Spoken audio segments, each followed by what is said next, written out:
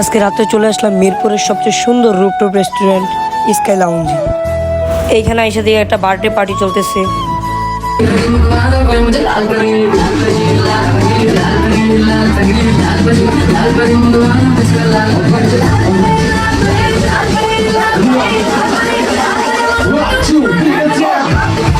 Hello guys, আসসালামু আলাইকুম। কি অবস্থা সবার? আশা করছি সবাই ভালো আছেন। তো আমি আর আমার বড় ভাই অনেকদিন ধরে প্ল্যান করতেছি একটা সুন্দর রেস্টুরেন্টে যাব, রাত্রেবেলা কয়েকটা ছবি তুলে আসবো।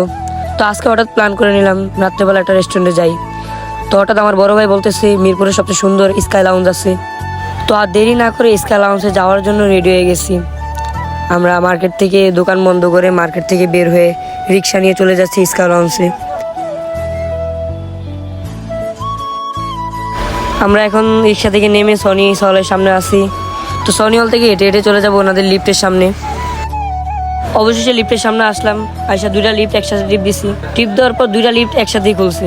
তো এখন কোনটা দিয়ে কোনটা যাব? পরে একটা দুইটা গেলাম। রেস্টুরেন্টের ভিতরে ঢুকলাম। রেস্টুরেন্টের ভিতরে ঢুকা দিকে আমার আরেক বড় ভাই, উনি বলতেছে ওনাকে কয়েকটা ছবি তুলে দিতাম।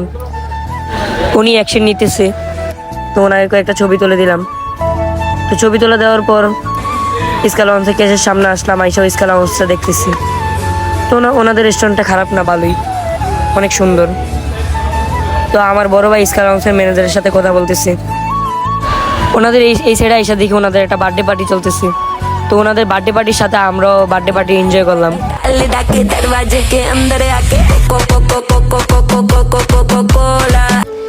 তো ভালোই মজা করলাম এই সাইডে আইসা। তো ওনাদের এখানে বার্থডে পার্টি চলতেছে। আমরা হাঁটতে হাঁটতে উপরে উঠলাম। উপরে ওইটা একটা ভিডিও করলাম। অবশেষে খাওয়া দাওয়া ঘোরাঘুরি শেষে বাসার দিকে রওনা দিলাম। তো আমরা কিছু খাবার পার্সেল নিয়ে আসি আমাদের বাসার জন্য। বাসায় মেহমান আছে তার জন্য। তো অবশেষে স্কাই লাউঞ্জ থেকে বের হয়ে আমরা বাসায় যাওয়ার জন্য রিক্সা খুঁজতেছি।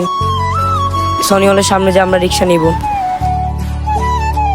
আপনারা তো অনেকেই জানেন যে সনি হলের উল্টা পাশে আরেক সাবির ভাইয়ের সেলুন। তো অবশেষে আমরা ঘোরাঘুরি ও ছবি তোলার শেষে আমরা কাচ্চি ভাইয়ের সামনে দিয়ে চলে যাচ্ছি আমাদের বাসার দিকে।